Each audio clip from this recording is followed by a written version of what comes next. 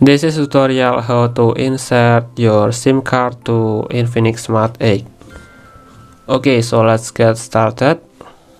So here you need a pin ejector or a clock needle can be used if you don't have a pin ejector like this. So you just enter the pin ejector like this and press in. No, okay, like this,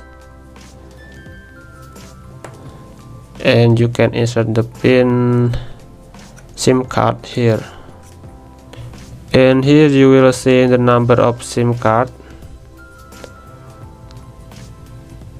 This is number 1 and this is number 2.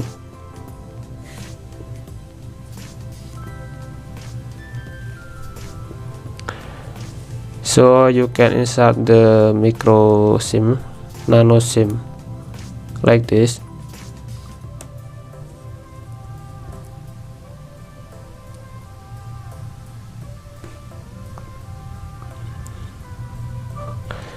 And next you can insert the card holder into the place like this again. Be carefully.